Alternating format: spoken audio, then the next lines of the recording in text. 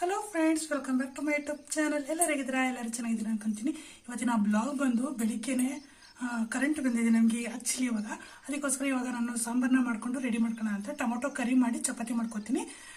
ನನಗೆ ಎಷ್ಟು ಬೇಕೋ ಅಷ್ಟನ್ನು ಟೊಮೊಟೊ ಕರಿ ಮತ್ತು ನನಗೊಬ್ಳಿಗೆ ಆ್ಯಕ್ಚುಲಿ ಮಾಡ್ಕೊತಿರೋದು. ಈಗ ಮಧ್ಯಾಹ್ನಕ್ಕೆ ನಾನು ಸಾಂಬಾರು ಕೂಡ ರೆಡಿ ಮಾಡ್ಕೊತಿದ್ದೀನಿ ಫ್ರೆಂಡ್ಸ್. ಅದಕ್ಕೆ ಸ್ಪೆಷಲ್ ಆಗಿ ನಾನು ಏನು ಮಾಡ್ತಿದ್ದೀನಿ ಅಂದರೆ, ಎಲ್ಲರಿಗೂ ಗೊತ್ತಿರುತ್ತೆ ಹಳ್ಳಿ ಕಡೆ ಈ ಸಾಂಬಾರಂತೂ ನನಗೆ ಫೇವ್ರೇಟ್. ಹೇಳಬೇಕು ಅಂದರೆ ಹುರುಳಿಕಾಳಿಂದ ಇದನ್ನ ಏನು ಹುರುಳಿಕಾಳು ಸಾಂಬಾರು ಅಂತ ಹೇಳ್ತಾರಲ್ಲ, ಆ ಥರದನ್ನ ಮಾಡೋಣ ಅಂತ ಅನ್ಕೊಂಡಿದ್ದೀನಿ. ಇವತ್ತು ತುಂಬ ದಿನ ಆದಮೇಲೆ ಮಾಡೋಕ್ಕೆ ಸ್ಟಾರ್ಟ್ ಮಾಡಿದ್ದೀನಿ.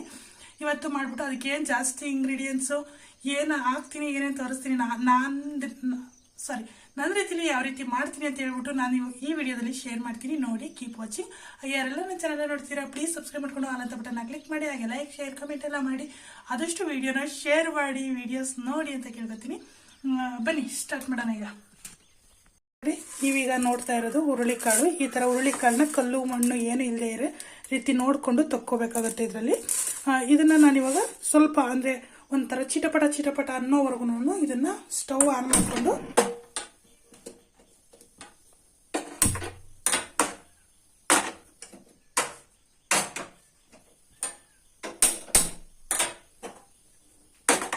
ಇದನ್ನು ಈ ಥರ ನೀಟಾಗಿ ಹುರ್ಕೋತಾ ಇರಬೇಕು. ಹುರ್ಕೊಂಡು ಇದು ಬಿಸಿ ಆಗೋದ್ರೊಳಗಡೆ ನಾನಿವಾಗ ತೋರಿಸ್ತೀನಿ ಏನೇನು ತೊಗೊಂಡಿದ್ದೀನಿ ಅಂತ. ನೋಡಿ, ಇಲ್ಲಿ ಅಚ್ಕಾರದ ಪುಡಿ, ಬೆಳ್ಳುಳ್ಳಿ ಮತ್ತು ಈರುಳ್ಳಿ, ಹಸಿಕಾಯಿ, ಹುಣಸೆಹಣ್ಣು, ಜೊತೆಗೆ 2 ಟೊಮೊಟೊ ತೊಗೊಂಡಿದ್ದೀನಿ. ಹುಳಿನ ಸ್ವಲ್ಪ ಇದು ಎಕ್ಸ್ಟ್ರಾನೇ ಕೇಳುತ್ತೆ, ಆಯಿತಾ? ಎಕ್ಸ್ಟ್ರಾನೇ ಕೇಳುತ್ತೆ. ಅದಕ್ಕೋಸ್ಕರ ನಾವೇನು ಮಾಡ್ತೀನಿ, 2 ಟೊಮೊಟೊ ತೊಗೊಂಡು ಹುಣಸೆಹಣ್ಣನ್ನು ಕೂಡ ತೊಗೊಂಡಿದ್ದೀನಿ, ಕಾಯಿನೂ ತೊಗೊಂಡಿದ್ದೀನಿ, ಮತ್ತು ಈ 3 ಈರುಳ್ಳಿ ತೊಗೊಂಡಿದ್ದೀನಿ. ಈ ಈರುಳ್ಳಿ ಮತ್ತು ಬೆಳ್ಳುಳ್ಳಿನ ಎರಡನ್ನೂ ಫ್ರೈ ಮಾಡ್ಕೋಬೇಕು ಎಣ್ಣೆಯಲ್ಲಿ. ಟೊಮೊಟೊ ಮತ್ತು ಹುಣಸೆಹಣ್ಣು, ಕಾಯಿ ಡೈರೆಕ್ಟ್ ಹಾಕ್ಕೊಂಡು ಖಾರದ ಪುಡಿನ ಎಲ್ಲ ರುಬ್ಕೊಂಡ ಮೇಲೆ ಹಾಕೊಂಡ್ರು ನಡೆಯುತ್ತೆ, ರುಬ್ಬೋದಕ್ಕೆ ಸೇರಿಸ್ಕೊಂಡ್ರು ನಡೆಯುತ್ತೆ. ಅದಕ್ಕೆ ಸ್ವಲ್ಪ ಪ್ಯೂರ್ ಧನಿಯಾ ಪುಡಿ ತೊಗೊಂಡಿದ್ದೀನಿ, ಬರೀ ಧನಿಯಾ ಪುಡಿ, ಇದಕ್ಕೆ ಏನೂ ಹಾಕಿಲ್ಲ ಫ್ರೆಂಡ್ಸ್. ನಾನು ಅದನ್ನು ತೊಗೊಂಡಿದ್ದೀನಿ. ಈಗ ಇಷ್ಟು ಇಂಗ್ರೀಡಿಯೆಂಟ್ಸ್ ಬಂದು ಈಗ ಮಾಡೋಣ ಬನ್ನಿ. ಕೊಯ್ಯಿ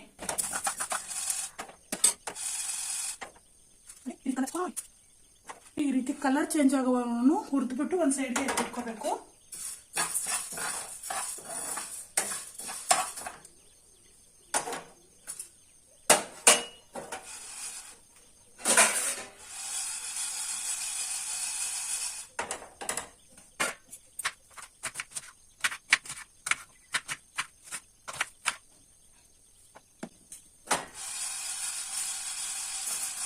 ಆದಷ್ಟು ಈ ಕಾಳನ್ನ ಸೀಸ್ಬಾರ್ದು ಫ್ರೆಂಡ್ಸ್. ಸೀಸಿದ್ರೆ ಒಂಥರ ಸ್ಮೆಲ್ ಚೆನ್ನಾಗಿರಲ್ಲ ಸಾಂಬಾರ್ದು. ಆದಷ್ಟು ನೋಡಿಕೊಂಡು ಒಂಥರ ಬ್ರೌನ್ ಕಲರ್ ಬರಬೇಕು, ಆ ರೀತಿ ಹುರ್ಕೋಬೇಕು ಇದನ್ನ. ಅದೇ ಸೌಂಡ್ ಮಾಡುತ್ತೆ, ಚಿಟಪಟ ಅಂತ ಸೌಂಡ್ ಮಾಡುತ್ತೆ. ಆ ಟೈಮಲ್ಲಿ ನಾವು ಇದನ್ನ ಸೈಡ್ಗೆ ಎತ್ತಿಟ್ಕೋಬೇಕು. ಈಗ ಇದೇ ಪಾನ್ಗೆ ನಾನು ಸ್ವಲ್ಪ ಎಣ್ಣೆನ ಸೇರಿಸ್ಕೊತೀನಿ. ಅಡುಗೆ ಎಣ್ಣೆನ ಸೇರಿಸ್ಕೊಂಡು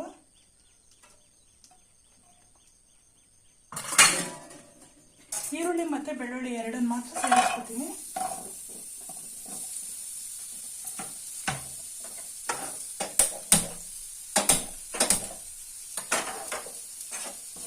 ಇದನ್ನು ಅಷ್ಟೇ ಫ್ರೆಂಡ್ಸ್, ಈರುಳ್ಳಿ ಬೆಳ್ಳುಳ್ಳಿನ ನೀಟಾಗಿ ಬ್ರೌನ್ ಕಲರ್ ಆಗೋವರೆಗೂ ನಾನು ಫ್ರೈ ಮಾಡ್ಕೋಬೇಕು.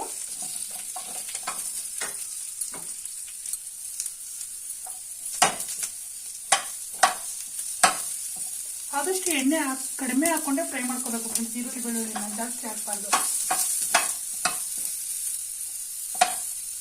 ಹಿಂದಿನ ಕಾಲದಲ್ಲೆಲ್ಲ ಸುಟ್ಟುಬಿಟ್ಟು ಈರುಳ್ಳಿ ಬೆಳ್ಳುಳ್ಳಿ ಸುಟ್ಬಿಟ್ಟು ಸಾಂಬಾರು ಮಾಡೋರು ಸಕ್ಕತ್ತಾಗಿರೋದು. ನನಗೆ ಬುದ್ಧಿ ಬಂದ್ಮೇಲೆ ಕೂಡ ನಾನು ನೋಡಿದ್ದೀನಿ ಫ್ರೆಂಡ್ಸ್, ನಮ್ಮ ಮನೇಲಿ ಸುಟ್ಟುಬಿಟ್ಟು ಮಾಡಿರೋದು.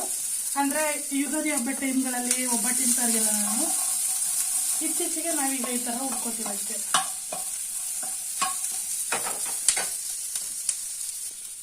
ಈರುಳ್ಳಿ ಫ್ರೈ ಆಗೋದ್ರೊಳಗಡೆ ನಾನಿಲ್ಲಿ ಕಾಯಿ, ಹುಣಸೆಹಣ್ಣು ಮತ್ತು ಟೊಮೊಟೊನ ತೊಗೊಂಡು ರುಬ್ಕೊಳ್ಳೋಣ ಅಂತ ಅನ್ಕೊಂಡಿದ್ದೀನಿ ಫ್ರೆಂಡ್ಸ್. ಅಷ್ಟರಲ್ಲಿ ರುಬ್ಕೊಬಿಡ್ತೀನಿ, ಯಾಕಂದರೆ ಚಿಕ್ಕ ಜಾರ್ ಅಲ್ವಾ, 2 ಸಲ ರುಬ್ಬೋಬೇಕಾಗತ್ತೆ ನಾನು. ಅದಕ್ಕೋಸ್ಕರ ಫಸ್ಟ್ ಇದನ್ನು ರುಬ್ಕೊಂಡ್ಬರ್ತೀನಿ. ಕಾಯಿ, ಟೊಮೊಟೊ, ಹುಣಸೆಹಣ್ಣು ಹಾಕ್ಕೊಂಡಿದ್ದೀನಿ ಅಷ್ಟೇ ಇದಕ್ಕೆ. ಅಷ್ಟೇ ಫ್ರೆಂಡ್ಸ್. ಹುಣಸೆಹಣ್ಣು, ಟೊಮೊಟೊ, ಕಾಯಿ ಈ ಮೂರನ್ನು ನಾನು ಪೇಸ್ಟ್ ಮಾಡ್ಕೊಂಡ್ಬರ್ತೀನಿ.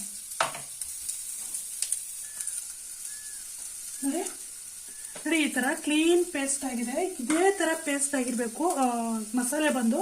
ಯಾಕೆ ಅಂದ್ರೆ ಚೆನ್ನಾಗಾಗಲ್ಲ. ಇಲ್ಲಾಂದ್ರೆ ಸಾಂಬಾರು ಪೇಸ್ಟ್ ನೀಟಾಗಿ ನಾವು ಹೇಗೆ ಮಾಡ್ಕೋತೀವಿ ಅನ್ನೋದ್ರ ಮೇಲೆ ಸಾಂಬಾರು ಟೇಸ್ಟ್ ಚೆನ್ನಾಗಿ ಬರೋದು. ಈಗ ಇದನ್ನ ಇನ್ನೊಂದು ನೆಕ್ಸ್ಟ್ ಬೌಲ್ಗೆ ಶಿಫ್ಟ್ ಮಾಡಿಕೊಂಡು,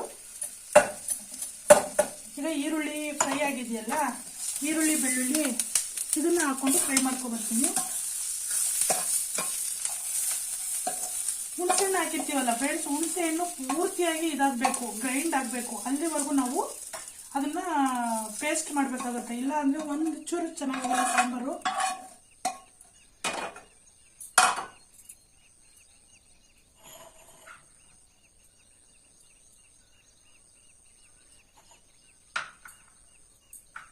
ನೋಡಿ ಇಷ್ಟ ಆಗಿದೆ. ಈಗ ಇದನ್ನ ಈಗ ಪೇಸ್ಟ್ ಮಾಡ್ಕೊಂಡ್ಬರ್ತೀನಿ ಫ್ರೆಂಡ್ಸ್. ಈ ತರ ಇದು ಪೇಸ್ಟ್ ಆಗಿದೆ. ಈಗ ಇದನ್ನು ಮಿಕ್ಸ್ ಮಾಡಿಕೊಂಡು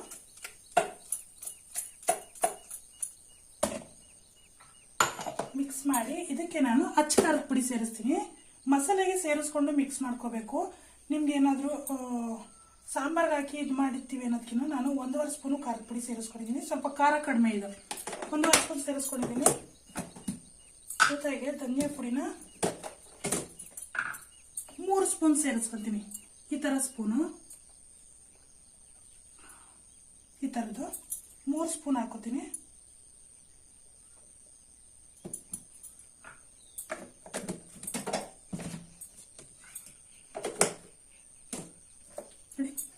ಖಾರದ ಪುಡಿ, ಧನಿಯಾ ಪುಡಿ. ಈಗ ಒಂದು ಕುಕ್ಕರ್ ಇಟ್ಕೋಬೇಕು ಫ್ರೆಂಡ್ಸ್. ಇದಕ್ಕೆ ಕುಕ್ಕರ್ ಇಟ್ಕೊಂಡು ಅಡಿಗೆ ಎಣ್ಣೆ ಹಾಕೋಬೇಕು, 1-2 ಸ್ಪೂನು.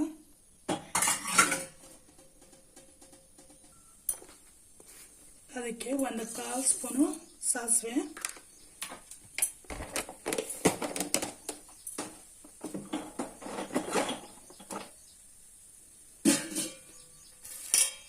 ಹಸಿ ಕರಿಬೇವಿನ ಸೊಪ್ಪು, ಬೇಕಿದ್ರೆ ಒಣಮೆಣಸಿನಕಾಯಿ ಕೂಡ ಸೇರಿಸ್ಕೋಬಹುದು ಇದಕ್ಕೆ. ಆಮೇಲೆ ಕಾಳು ಏನು ಇಟ್ಕೊಂಡಿರ್ತೀವಿ ಕಾಳನ್ನ ಸೇರಿಸ್ಕೋಬೇಕು. ಅದಾದ ನಂತರ ಉದ್ದಿರುವಂತ ಮಸಾಲೆನ ಹಾಕೊಂಡು ನೀರನ್ನ ಸೇರಿಸ್ಕೋಬೇಕು, ಎಷ್ಟು ಬೇಕೋ ಅಷ್ಟು.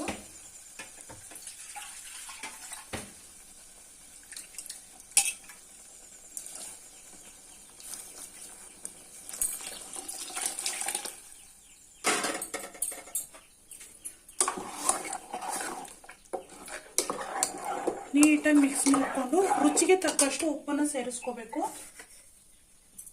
ರುಚಿಗೆ ಎಷ್ಟು ಬೇಕೋ ಅಷ್ಟು ಉಪ್ಪನ್ನ ಹಾಕೊಂಡು ನೀರನ್ನ ಎಷ್ಟು ಬೇಕು ಕಾಳು ಬೇಯೋದಕ್ಕೆ ಮತ್ತೆ ಸಾಂಬಾರು ನಮಗೆ ಎಷ್ಟು ಬೇಕು ಅನ್ನೋದಕ್ಕೆ ಅಷ್ಟನ್ನು ಸೇರಿಸ್ಕೋಬೇಕಾಗತ್ತೆ.